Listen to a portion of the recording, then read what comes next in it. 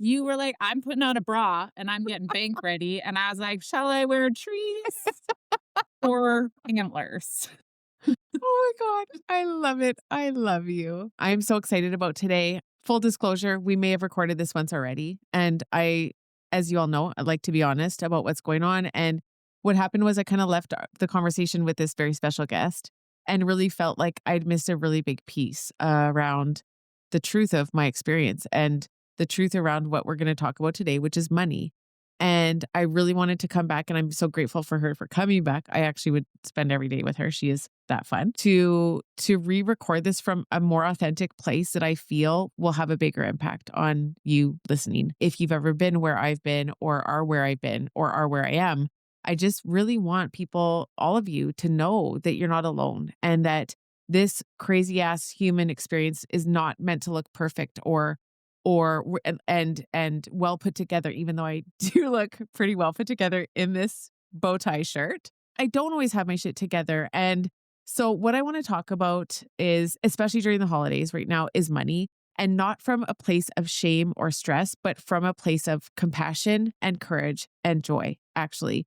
But as we know, if you've been listening for a while, is joy isn't always the light, bright, shiny stuff. And so I can sit here and pretend I have my shit together and that I hired an amazing financial planner and I'm putting my eggs in all the right baskets. But the truth is, like, even a year ago, that was not the case.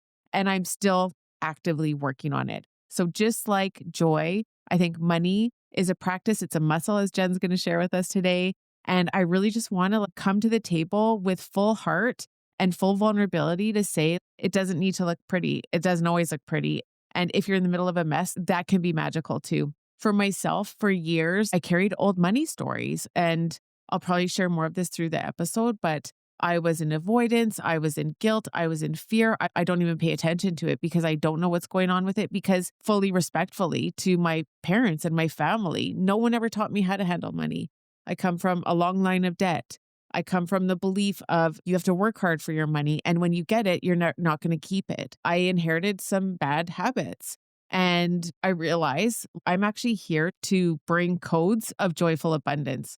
I know that joy is currency and I experience abundance in my life and my business, but there has been a piece that needed to be addressed, and that was the money piece, which I kind of had always historically avoided.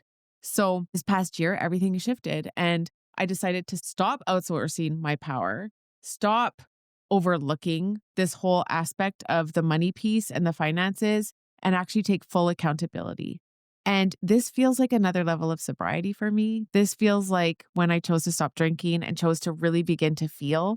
I chose to really begin to feel my finances and just knew it was time to enroll the right support. I know that it's now time for me to carve out a whole new timeline where me and joy and money all get to exist, and I get to unlock limitless abundance that I get to share with the world and my team and those around me with ease. And it's by doing it a new way and a way that I haven't seen. And so this is why I enrolled Jenn. So this past year has been around enrolling the right support and surrounding myself with people who do get it and are here to clear shame and honor and have been through it themselves. And Jenn is a trusted guide. We always talk about her, and she'll share with you probably this analogy of the mountain. And she's like the guide up the mountain to show me the places that I can't see. She's been so amazing. It makes me so emotional. I'm so grateful for you, Jenn. And I'll just take a moment to introduce her. So Jenn is, first of all, fucking hilarious. She is fucking hilarious. She is a certified financial planner. She's a master in making money feel safe, approachable, and dare I say, fun. She helps people release shame, build confidence, and understand that money is emotional, energetic, and deeply personal. And she knows this because she has walked it out herself.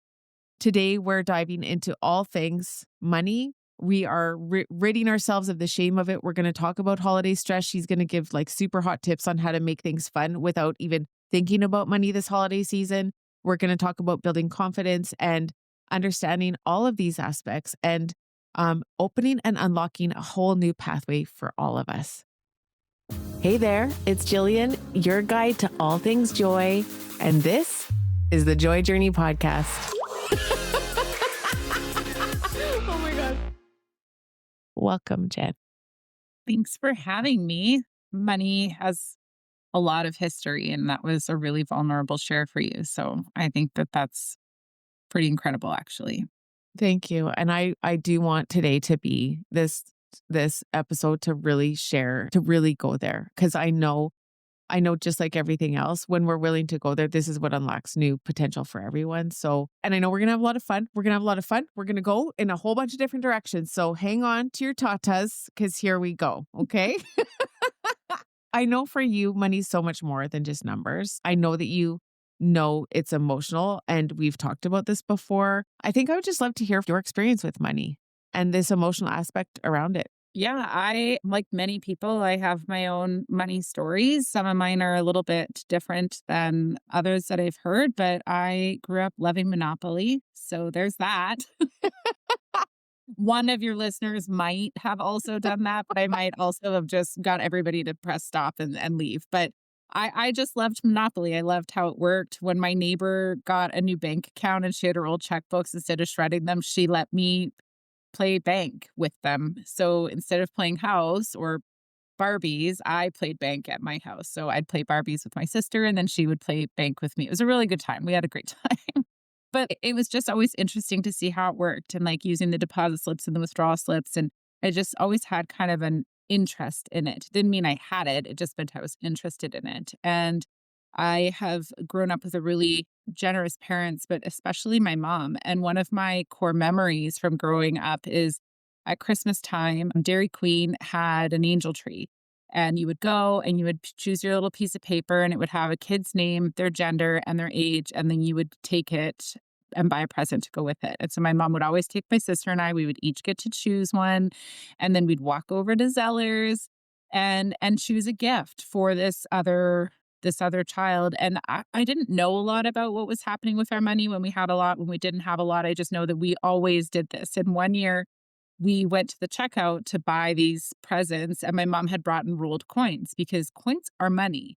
But the teller was really not loving the fact that we had rolled coins to purchase these items. And I just remember there was quite a kerfuffle, I shall say, because I was a kid. I just was like, my mom looks flustered. This lady doesn't seem happy, but we're not leaving without these toys because my mom said so. And we always do what my mom says. So, but part of it was, it turns out, like backstory now as an adult, is there wasn't really money to do that year. So rolling the coins is how that happened. So I've really grown up in a place like we can always be a helper. And sometimes it doesn't mean we have the financial means to do it, and we can help in different ways. But generosity has just always been a part of it. And there's been joy in that and how we choose to share. And whether it's adopting family or putting items in the food bank or just giving time, I think that it just keeps it going. And one of the things that's maybe missing from Monopoly is that giving and that generous spirit, right? Don't get me wrong. I want all the hotels, I want all the properties, the boardwalk,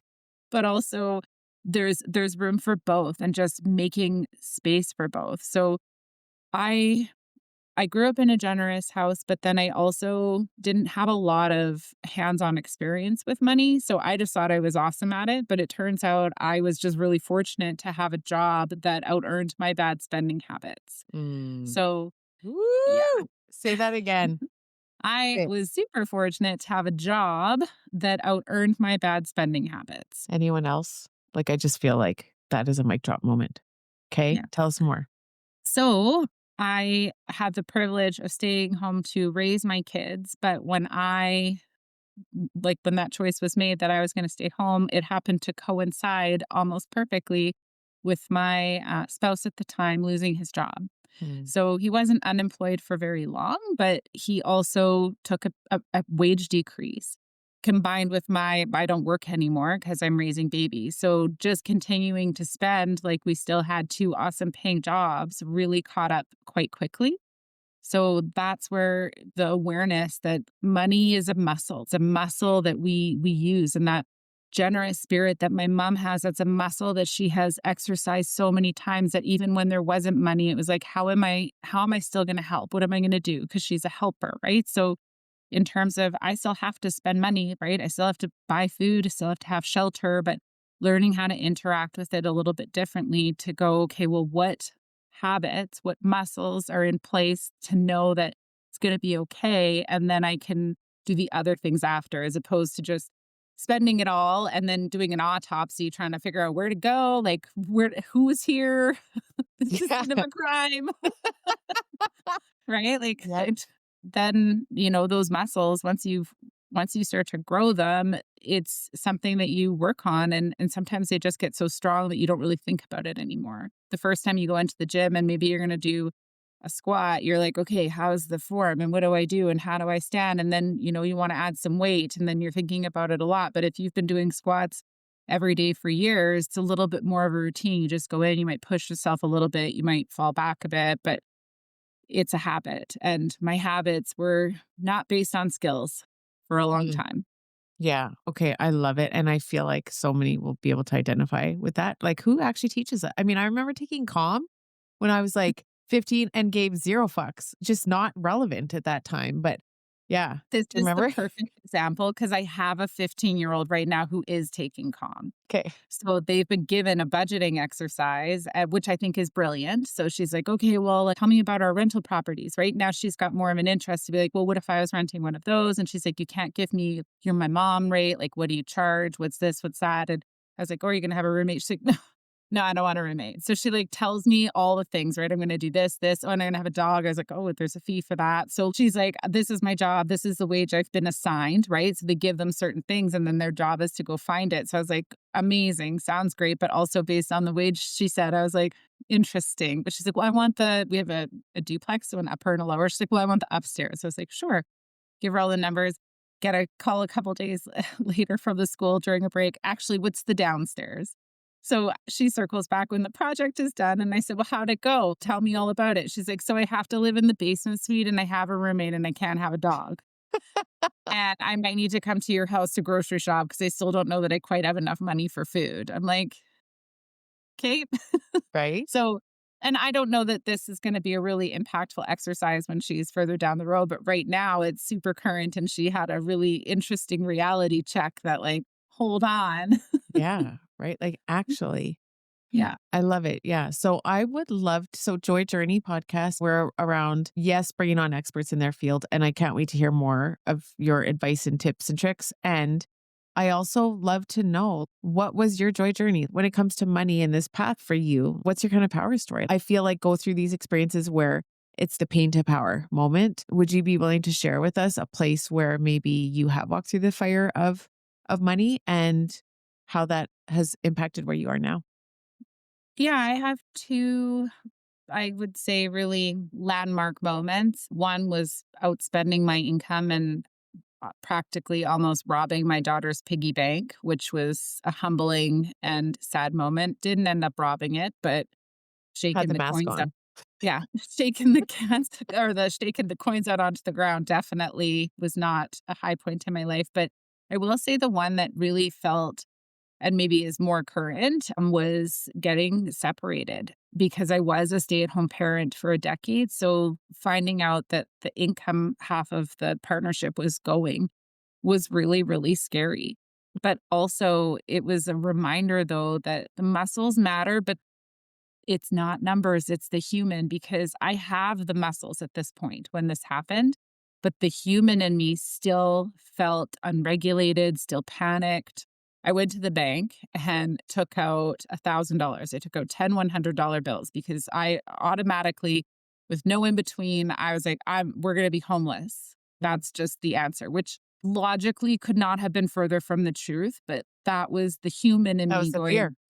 I'm going to be homeless. So I went and took out $1,000. I had 10 $100 bills. I tucked them in an envelope in my bedside table, thinking, like, this will be what I need to not be on the street. And I am very fortunate that that isn't my reality because also, had it been a place where I maybe couldn't have kept the house, there are many, many, many options between here and there. But the human in me just panicked. Yeah. And it really, though, was an opportunity to lean into where, because I had been a stay-at-home parent, I had all the quantity time I wanted with my children and learning to then do that half time. So while it wasn't necessarily entirely financial, it was going, there is so much joy for me in this role that I don't want to lose while finding ways to earn money to continue to have shelter and food and stuff. So it was really a matter of making a conscious choice on how am I going to continue to have this experience and all this joy with different financial means until things change. So I set a reminder in my phone and it's been going off for 6 years now, 7:45 every day. It says, how will I be living in joy today? Wow. And sometimes it's just a quiet reflection on like what, but it was really a reminder that zero times have I ever been like, by spending this money. There is so much joy that's not financially related. And don't get me wrong, joy all day long, booking plane tickets and going on trips and whatever. But it's the experiences when I'm there. Yeah. Oh my gosh. Okay. You're taking us to holiday town right now, I feel. Oh, hang on, wait, Okay. I'm ready for holiday town with my sparkly Christmas tree glasses. We are taking a stop in holiday Okay. town. This was a $1.50 purchase that brings me immense joy. These were Myself as actually well. yeah, these ones were free. I got them in Times Square at the Christmas tree lighting in New York City. So, like, Yeah. you know, You're ready. You were amped. You're ready for this. You were I waiting for this. I You wait all year for this moment. uh, it doesn't even have to be all year. This tinsel one, I have unlimited supplies here. This I wore out to dinner on my 15,000 day birthday right here. Okay, tell us about the 50,000 day birthday.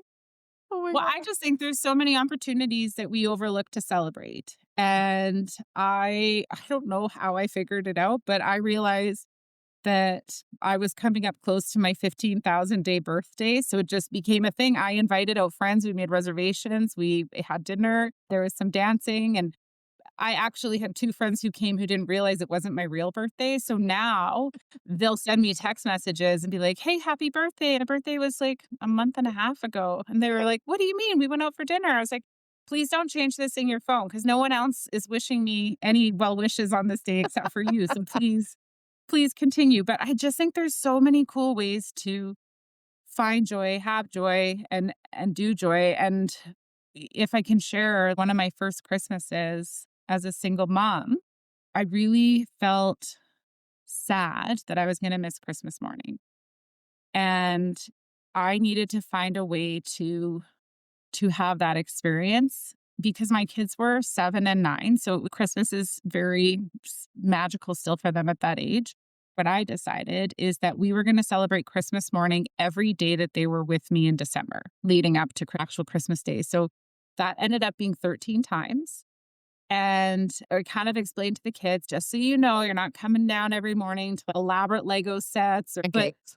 right? We're gonna have some type of Christmas morning and we'll sprinkle in bits and pieces. And I literally had the magic I was looking for 13 times. And sometimes they just Wow. open a box of cereal that's a brand I would maybe normally not buy, right? And they're like, "Oh Captain gosh, like Crunch. Captain Crunch." So it was a grocery item for my grocery budget, but the joy was there. I wrapped it up, they opened it, and I had labeled them all ahead of time so they were there. So like they spend so much time too all month putting them in order and just being like, I wonder what this one is. And, there was a book in there, some clothing items. There were for sure some toys. And it wasn't really as much about the stuff as it was just, I wanted that magic. Yeah. I wanted that, like, okay, get up, like, Yeah. it's time. And Yeah. we had it. And when Christmas morning came and they weren't with me, it was still sad, but it wasn't nearly as sad because we did it. I Mhm. had 13 times the joy than I have in previous years because it was no longer even about what they were opening. At one night, they were wrapping up stuff that they owned just because they wanted to open it again. I'm like, Oh my god. do it, whatever we want. Oh, that's We a get to good tip decide. is go get their things and rewrap them. Yeah, yeah, do it. Was it you who was sharing with me was it results of like a study around or was something around kids and how Oh, they it's on social media. Yeah. There was just, it was trending that parents were asking their kids, like, hey, tell me 3 things or something that you got for Christmas last year. And they're struggling to remember anything. Yeah. But then they're following it up with questions like, "Oh, do you remember where we went on our trip last year? Do you remember when we were at this park and doing this thing, or tell me about like an Actual experience, and they have more experiences. memories. Yeah. Yeah. I love that. I think that's so important, and I think if people are struggling financially at this time, do you have some, like, back pocket tricks to pull right now? To just things you can do without money during the holidays to wow your family and children? I have done many a thing. I don't even think this is age dependent. I've turned in scavenger hunts, right? Where we're not necessarily searching for a thing, but the experience becomes part of the whole day. One of the ones we did actually was during COVID when everything was shut down, but the scavenger hunt for my kids actually also involved some driving around where we would go to a friend's house and drop something off to bring them joy. And it was low hanging fruit, right? So we had put together these little mini craft kits full of like some supplies. Cause I mean, at this point, we were all so desperate for anything to do. And we just, people were so happy to have some joy and some waving and oh, here's a package of Skittles. Have a nice day. Right? So it was really like going out and looking at Christmas lights, going for a walk, watching a familiar movie. Like my son is so frugal. It's so funny. There's a theater playing Home Alone, my favorite Christmas movie of all time. So I was like, we could go, we could do this, we could do that, we could blah, blah, blah. And he's like, we could watch it here for free.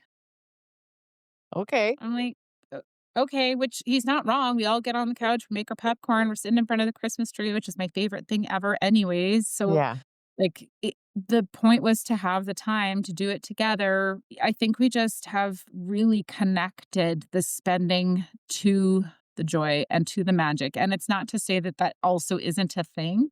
Right? I got a new Christmas candle. It's my favorite thing I'd ever smelled in my whole life. All day long, I'm literally thinking, should I go buy another one? Because this one's going to burn out soon. But Yeah. it's not to shame the people who want to spend the money, but just getting comfortable not spending money. Long time ago, my visits with friends are not necessarily coffees and lunches, they're walks. Mhm. And that was more just about wanting to move my body, not necessarily about cutting back on money. But if anything, my visits are even more impactful because we do them more. Yeah. Yeah. I love that. I know one of my besties made one year, she did banana bread.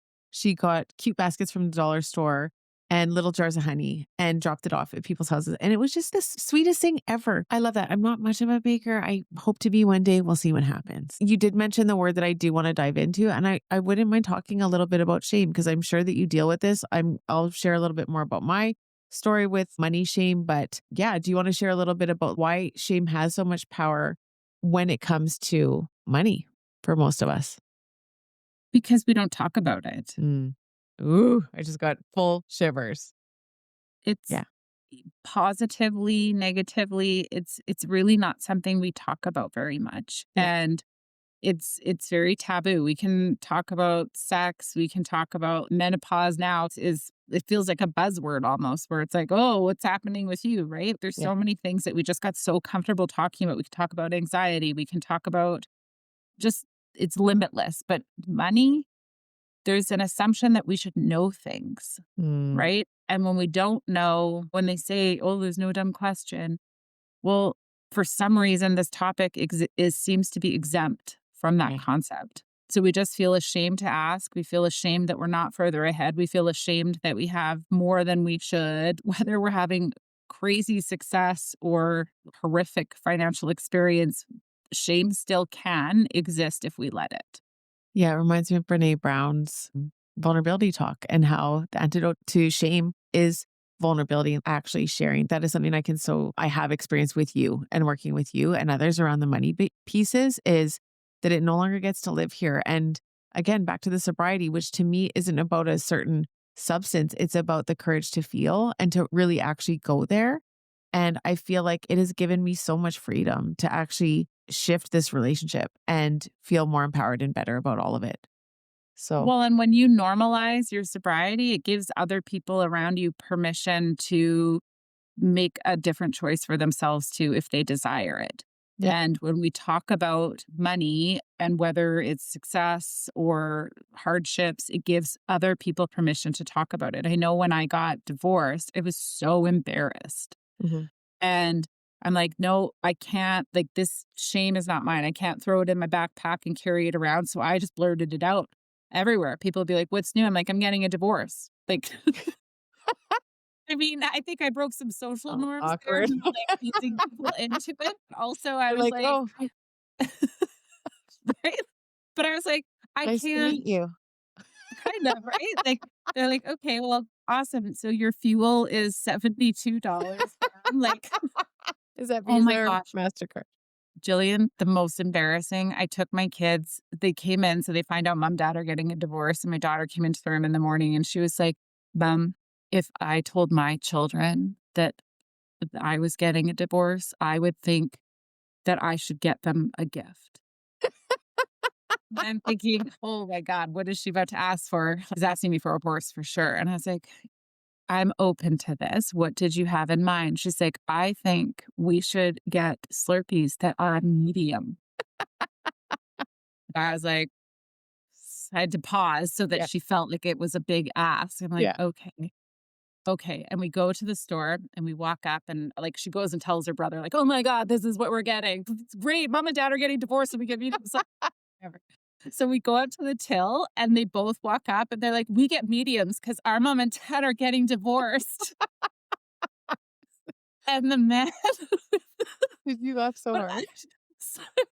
well, because the grown up eye contact that happens, right? He looks at me like I was just like, "Yep," and I just got used to it, and because there is no shame Mhm. and no embarrassment for them at that age, so I just owned it, right? Yeah. When I would run into someone and they're like, "Hey, what's new?" I'm like, "Getting a divorce." Yeah, Right? So, like, yeah, it just became that way too for money. When people are paying off debt, I will usually have them join a group course if they desire it so that they have other people yeah, to talk to about, like, what are you doing at Christmas to be thrifty? Because this is just the reality. And I have got one lovely, lovely client right now, and she's used to being quite financially generous, and she's kind of having to pull that back a bit. But she went from feeling embarrassed and ashamed. I say, you don't have to share it if you don't want to, but I think you'll be surprised if you do.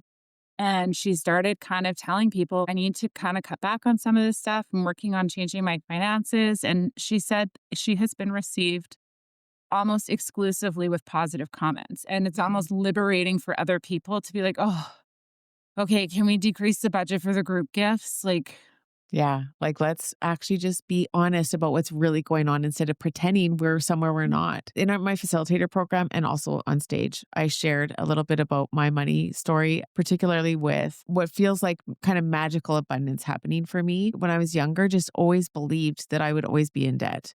And I took out a bunch of student loans, which felt like free money at the time. I don't think that's really healthy to give to young kids, adults who don't really know how to handle money. But I remember buying furniture and going on a ski trip and buying everyone shots in the whole fucking bar. That's what I did with my student loans. making What did it you do? rain. Wow. So that happened. Anyway, so student loans from my degree way back when, and I just always thought I would always be in debt. And I remember actually focusing on not making too much money so that I didn't have to pay my debt back. And that was what I lived Mm. under for so long, was actually being under the bar, not earning too much so that I don't have to repay that debt. When I was, well, it was around 2017, both my grandparents, who were like parents to me, Beulah Anderson is the OG Joy Warrior. And for all of my facilitators and everyone who's in Joy sessions, I will openly talk about how it is because of her that I am doing, that this work is in the world. And it's not just because she was always believing in me and supporting me in doing all the wild shit I always did, whether that was giving air miles or sending me little side checks or whatever it was. But when they passed, they actually left us a little bit of money. And I was not expecting it at all. And it allowed me to pay off my student loans. And it also allowed me to invest in coach training. So that was 2018, and that opened up all of the joy work. And then there was also money left over, and I put that into retirement money, into RSPs, as you well know. Because now we bubble wrap that shit like it's nobody's business, because we're really honoring like that Nana energy. And since then, the truth is, I am very abundant. I have a very abundant business. Like, I'm living my purpose and I'm expanding so much joy in the world. But I still really hadn't looked at the finances to the point where I don't know. I feel like we should talk about credit cards and like how to manage the debt repayment on those, because it can just continue to get out of control. And that's going to be the next aspect that you and I work on. If I'm 100% fucking honest, because what are we here doing if we're not going to tell the truth? But really, that unlocked some massive abundance for me to see anything is actually possible. And just because we have been raised in a certain frequency or pathway doesn't mean we can't carve out a new one. And I also just want to give credit to my parents who were also doing their best. These things are taught down through our lineage. Because of shame, we don't typically talk about it. So it all stays undercover. No one deals with it. And part of my desire to just talk about this is to actually heal the lineage. And I'm really interested in carving a new path forward. And even though I don't have kids, creating generational wealth, health, wealth, joyful abundance for all, that's what I really am so passionate about doing.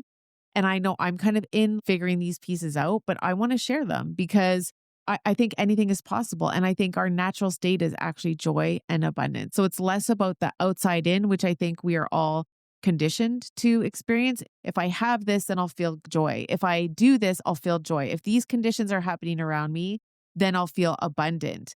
But for me, it's this inner knowing that it's actually inside out. And it's when we tend to ourselves and our soul, our spirit, our hearts, when we honor how we're feeling in our lives and we tell the fucking truth, then we get to come into our lives from this letting it up from the outside in. We get to start giving from overflow. And what I know to be true about law of attraction is that if I focus on my overflow, and then I get to experience that from an external perspective. But for me, I serve so many people who have all of the external things that we would all want and are coming to me for joy.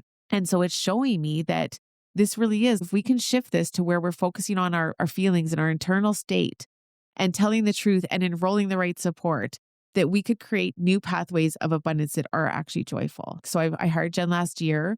To be honest, I had Nana's money as that's my fucking retirement plan right now. Literally, ask Jen. And I'm being so honest because I just want to blast through the shame around, like, I'm 49 years old. And I know there are people who are probably at a different stage of life who also maybe don't have what they think they should have or haven't done what they think they should have done.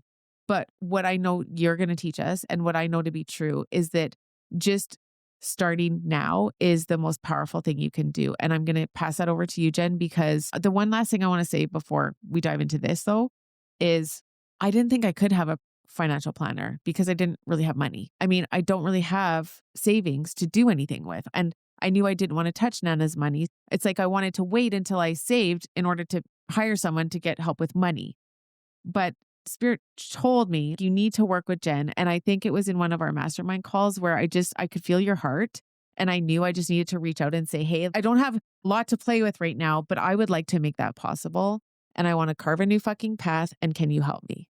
I think you have hit the nail on the head so brilliantly there that the hardest part for anyone I've ever worked with is starting. Just that first deposit, that first move, that first phone call, the first step payment, whatever the thing is, the actual literal act of starting is the most challenging because otherwise we can't ever reflect on what we're doing to say, like, can we do it better? Can we do it faster? Can we do it differently? Should we make changes? I don't know, you haven't started, Yeah. right? There are plenty of professionals in this field where you need a minimum amount of investable assets to work with them. And I have been recommended multiple times to be doing that, but my struggle is way back in the day I sold houses to first-time home buyers. And then the natural progression in your career is now you're selling move-up homes, right? Better commissions, bigger houses. But I missed my first-time home buyers because there's something so genuinely exciting about that first purchase where, yes, it's still exciting to upgrade your home and whatever, but it's not the same. And the first purchase is there's so many questions and it's intimidating and you really just need somebody to kind of take you by the hand and be like, I've got you. And I started in the financial services industry walking with people on getting out of debt, which is scary, right? Building wealth is intimidating, but there's not shame in becoming a millionaire to a point, right? Yes, there can be, but it's very different to say, if I have $1 million, then I'm $100,000 in debt, right? And those numbers can be bigger or smaller, but it just hits differently typically. So when I started progressing quite far in this career, I always wanted to make sure that the people who were at the starting gate could still get help. Because otherwise, you're kind of out in the wild by yourself going, I don't know what to do, but I know I need to start. So you might go to the bank. But at the bank, who are you speaking with? Because you probably talk to the teller and the teller says, oh my gosh, Jillian, check this out. You've been pre approved for a $10,000 line of credit.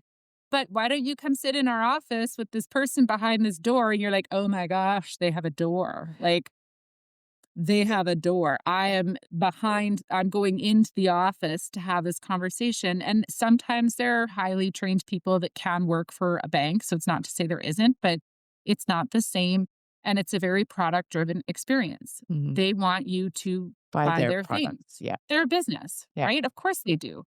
So if someone comes to you and says, "Hey, I'm interested in more joy," you're not like, "Well, go check out this other place." You're like, "Welcome to my services," right? So the bank has that in mind. And so I've always tried to have some type of offering to allow people to come and say, "I haven't saved anything yet, but I'd like to know how." So sometimes the roadblock then is still being like, "Oh, but I've banked at RBC since I was little, and I had my little Leo account. They gave me my first free $5. And you know what? I did too. And it turns out when I left RBC, they didn't care. Mm. Right? Two toe thumbs down. Right. I felt like that day they were gonna be like, oh my gosh, she's leaving us. Like, you guys, everybody. They were gonna grab onto your leg and try and stop you from leaving. Right. And instead they were like, Okay, bye. I see ya. Right. Like I was like, oh, so I just think there's the human being needs a relationship. Yeah. And part of my career has literally been built around finding clients who want that relationship, who want a person who you can say, I don't know where to start, or I've started and should I do it differently? Or I'm almost to retirement. So I'm going into the next part of my journey. Now what? I have those clients as well where they've already got all the savings, but they're like, I don't really even know how I did this. But a long time ago, I just started. It's more challenging to change the course of where that ship is heading when we're at retirement, but Yeah. we can still do it. You can still do it. Just like joy, literally, I just see it as being the same thing. Money is truly just energy. And we can shift our relationship with it at any moment. And anyone listening who feels like you're too old or you're too in debt or whatever it is, I would say you're not. It gets to start now. You get to carve a whole new pathway now. What I will also say is for me, it was really powerful, I think, to shift into because I'm also really impulsive and I like joy now, now. And it's like you really taught me how to better support my future self. And I think for retirement and planning and saving, and also I want to celebrate the shit out of that. I have saved a considerable amount this year because we put it away month by month and really focused on what that looks like. And Jen truly coached me to set my future self up and quit being such a dick to my future self by like literally robbing my future self's piggy bank is what we're doing in so many ways. And so what I love about again having a team member, like consider you one of my team members, is like someone to coach you through those places where this gets to actually feel good. To me, the coaching piece is really reframing what that looks like. It's not that I'm in lack right now because I can't do something. It's like I'm actually setting up for more success later. And I think also that was really kind of the impulsivity, getting what you want now. That is such a debt minded focus. And that was kind of the energetic that I was also raised in. And so now I'm kind of in the middle of it. Me and you're going to have another call about that because I can sense a new pattern. It's like I can continue to just pay off a credit card, but if I don't actually dig into what's going on underneath the surface, I feel like I continue to get into that same space. And this year's, that's what I really want to work on. I don't know if that means I got to fucking freeze the card or burn it or throw it out or quit Amazon Prime. I'm not sure who I got to break up with, but I'm ready to deal with that piece now that I've got the savings going. Because again, there's just little subtle ways where we can sabotage ourselves. So yeah, I feel like you really have shown me that, how to set my future self up. And then, of course, we had to bring in some dirtiness around money and finances. Are Not you going to tell him or am everyone, I? I'll own it. Not everybody grows up loving Monopoly. And some people, Jillian, don't find money very interesting. And my job is to help you find a way to Make make it it fun. a little bit more fun. Sometimes it means wearing Christmas glasses, but for yours, it was really about getting your money to make more money so that you didn't always have to be the one to earn the next dollar to save the next dollar. So in order to get your money to make more money, we created the visual that your existing money would be humping the other money so that there would be You money call it money savings humping. coming from the money humping. Which really worked for you. You're It like, did. check out all the money humping. Yeah. It was fruitful this year. Yeah. Yeah. Well, and it's also like when you say about robbing your future self, when we're talking about like I want joy now, it's always just this alignment to go, okay, well, I want joy now, but I don't want no joy later. Yeah. Right? So really finding how does future me also get joy? Yeah. Well, right now me has some because what we're doing is we want to plan for the future, but not at the expense of the present. Yes. So, Ooh. if we spend it all now, there's no joy later. Yeah. If we prioritize only future joy, we really could put ourselves through more of a struggle. I have one client who's like, well, I don't know how long I'm going to live and blah, blah, blah. I'm like, okay, I hear you. You're right. You could have one more day or 3 more weeks, or you could live to be 100. So we need to embrace that you only live once and life can be short, but also we don't want to be living in poverty in our senior years either because we just were like, "Well, I'm only living once Yeah. now." We bet it all on black when we were younger. Right? We need both. We need both. We wanna travel if that's something that's important to you while you are physically able to do so, but Mhm. we also don't want poverty as a senior citizen. Yeah. Yeah. I'd love to actually, it feels important to talk about generosity because there's an element here that I just recently experienced.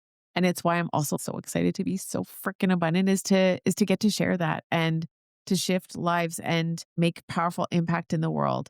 So what I've noticed is my family, I mean, they might not have had the best examples of financially responsible ways to handle things, but also super generous. Like my nana gave to everyone, and recently, actually, I went out for dinner with my aunt and my mom, and this makes me emotional because I was able to buy dinner for everyone, and they were just so grateful. And I just said, "I'm so grateful. I am so grateful to be able to do this." If you know me and you know I pull out the abundance card, it's like abundance. And to be able to do that and gift people is the best feeling. I just want to be able to give people freaking cars. I want to be Oprah. Cars, houses, journals, all of it. You get all of it because that is so fun. So that's one of my goals. I also want to just help people's dreams come true. That's a piece of core of like what I really, really want to do. And I can see how I'm able to do that in small ways right now. No, you're watching Facebook and you see all of these GoFundMe's and life happening to people and horrible shit happening and just wanting to send money everywhere. And I do get sometimes swept up in giving and over giving to the point where I know that joy leadership is actually giving from overflow. And I've actually been making profit a focus for myself this past year, even though that feels uncomfortable for me as a genuinely generous person. But what I realize is that profit is just simply its overflow. And I'm interested in overflowing my energy into the world. And money is also just energy. And if I'm not profiting in my company, then I'm not going to be able to actually do my sole purpose, which is to expand joy in the world. So I've really been kind of walking the edges of what this gets to look like and what it looks like to be profitable, and that that's not a dirty word, that it's a fucking awesome word. And it's actually really amazing to make that a focus. And so when it comes to generosity, it's like giving reasonably, but not from a place of sacrifice where it's going to actually take us out.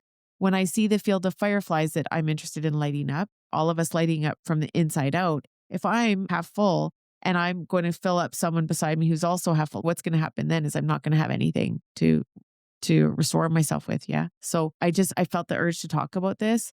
I also at the table, and this makes me emotional too, is, my aunt said, "Oh my goodness, I just donated to the Salvation Army today. And thank you. Like, thank you for," and it's just such good karma. And my mom's like, "I donate all the time too." And these are women who are so loving and giving. They're on AISH and seniors benefits and really focused on giving. So I just wanted to share that piece around what it looks like to be generous, but not at the expense of ourselves. Yeah. Yeah. I just feel like you've got some wisdom bombs for us on that. No, that was brilliant and so beautiful. If we give too much, and I don't wanna say that there is such a thing as too much, but if it is at the expense of you, you will in the end have less to give. But the other thing is to just push beyond. Generosity doesn't always have to be about money. Yeah. If you have a friend that's moving, they probably could use some help. If you have a friend I'd who rather give has a money. well, I will send money for yeah. dinner.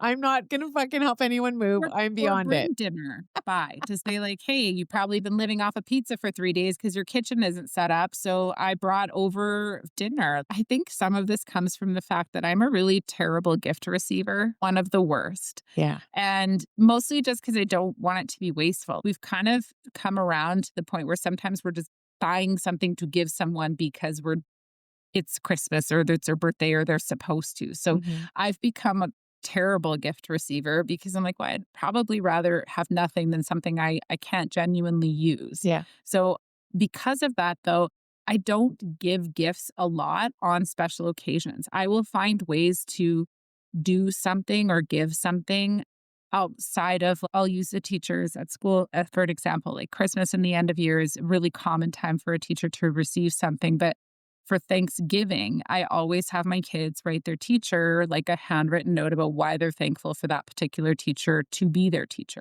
And maybe teachers are listening to this being just give us a friggin' gift card at Christmas time. But one year, my son was like, okay, I know what I want to give my teacher. I need to give her a present at Christmas. I was like, no problem. What are we giving her? He's like, I need to give her a $5 Tim Hortons gift card.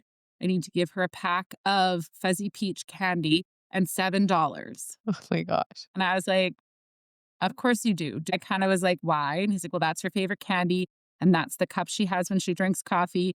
But in case she wants something else, we could give her some extra money. And I was like, is there a special reason for $7? He's like, no, it just feels right. Aw. And I mean, I tell a teacher, this is why your gift is this. And she's still to this day, this was many years ago. She's like, that's the best gift I've ever received. Just to circle it back to generosity. Yes, I can donate time, I can donate money, but it's just finding ways to show up for people, whether you know them or don't know them. And can you drive a friend to a medical appointment? Because that might be the thing that they need. I love this so much, Jen, because again, it's always just back to energy. And what I was hearing when you were talking was this phrase was give the benefit of the doubt. And I think especially during the holidays, I think after the past 5 years, a lot of us don't even have a frontal lobe anymore. Like literally it is like high level stress, nervous system shot, lots of dysregulation. But I think to be able to actually give people the benefit of the doubt, to come to the world from a place of that everyone's doing their best and to give people the gift of patience when things are taking a little bit longer, to let the person into frickin' traffic. And I just saw myself literally flinging the bird. And that's like, give yourself the gift of extra time so that you can give the gift of patience. Yeah, it also feels like maybe just giving a smile when like you're seeing someone who's having a hard day or a hard time, giving attention, giving presence, like presence, not presents. It will just go so much further. Yeah, I think it's really powerful, especially during this time of year. We don't do gifts in my house and haven't for a while. And it's just because we don't need more stuff. It's not about the stuff, it's about the experiences, it's about the time together. This year, we're going to have some of our family over for dinner, and it's such a big deal for me. I got the tiniest tree ever. It's a real potted one. I can't wait. We're going to plant it after. But I just don't want that stress. And none of us need to be spending. It's spending that time together to me that matters most. And it's also just this knowing is that for me, the giving, can we make our giving, whatever it is, whether it is emotional, energetic, spiritual, financial, from a place of overflow? I just think that is the new era of embodied leadership, is for us to do it in a way that is not in depletion or obligation. It's really aligned energetically and it contributes to collective joy, essentially.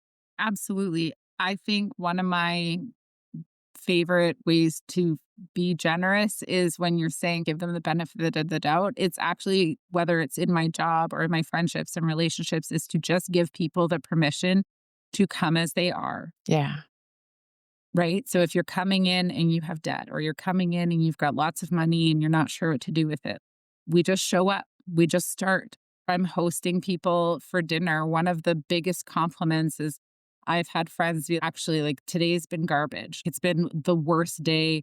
I'm in my sweatpants. I forgot I was supposed to come, blah, blah, blah. I don't think I'm coming. And just saying, come as you are, just show up. And then they do. They just show up and you're like, yeah, it does look like you had a rough day, Fred. But then we just give them permission, because we are not always having a great day, whether it's financially or relationally or whatever it is. But then we hide it, we mask it because, well, we're supposed to this. It's like, just come, Yeah. just Just show be up, who you are, be right? where you are. Yeah.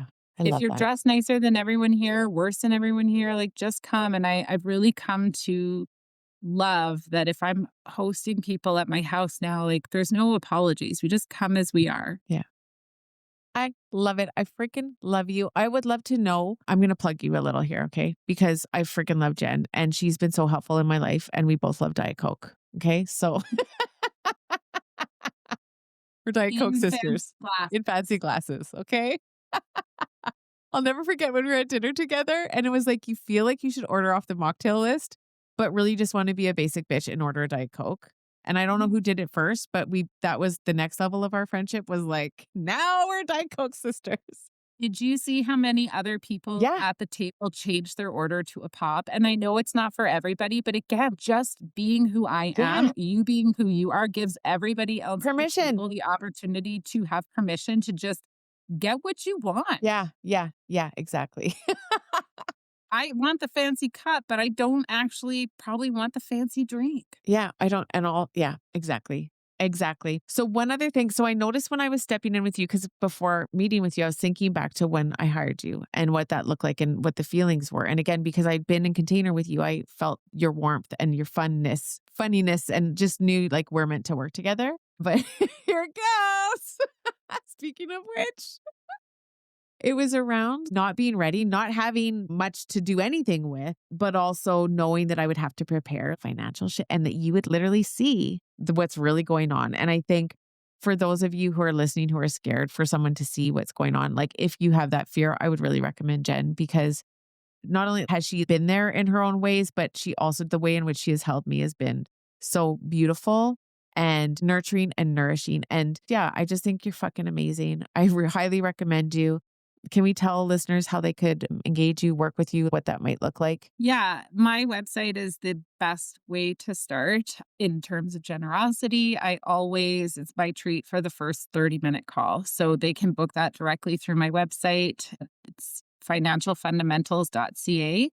And during that time, I like to think of it kind of as like a first meet to decide if you want a date where we no funds are exchanged. We come, we get to know each other, we decide, okay, what are you working on? Is that in my skill set? Was there enough of a connection here that we would like to actually book something to move forward? Because maybe we're not a good fit. And I never want someone to be working with me who doesn't want to work with me. And I don't want to work with anybody that doesn't feel like a good fit for me either, because we're in it together. And money is so highly personal and it requires you to choose someone that you feel comfortable with. Because at the end of the day, no one is going to care about your money as much as you do. Right. I can care about it a lot, but I'm still never going to care about it as much as you do. So we need people to find professionals who they feel care enough to do the work, to walk with them, to meet them where they are. And one of the things that I do think makes me exceptional is not only am I able to identify what I'm good at, I am not too proud to say, hey, you have actually identified something that is not in my skill set. Mhm. So I can either refer that out or just say, I don't have a referral for that. Usually I have a person to Yeah. say, like, this is where I would go. But I think that that is something that makes me unique is I don't think that the financial services industry is one where we fake it till we make it. It's too important. Yeah. Because when I'm working with your Nana dollars, that is a very, very big deal. And it is an honor to be working with it. And when I do meet other people, they all have their own version of their Nana money, Yeah. right? And if they need to do something with it that I don't know how to do, I want them to be with a person who can do that for them. Mhm. I love that. Jen really helped me to bubble wrap that money, knowing how special it is, which also just so touching. Okay, I love this. I feel like if anyone listening, if you feel like you are ready to shift your relationship with your money, with finances, carve a new pathway forward of joyful abundance, like I really highly recommend Jen just hopping on a call with her. I know she does referrals. If she's not your girl, I know you'll walk away with lots of like amazing insight. And I just want to say thank you. Thank you for being you and all you do. And I just freaking love you. Thank you for the invitation. This has been an honor. Mm. Okay, talk soon.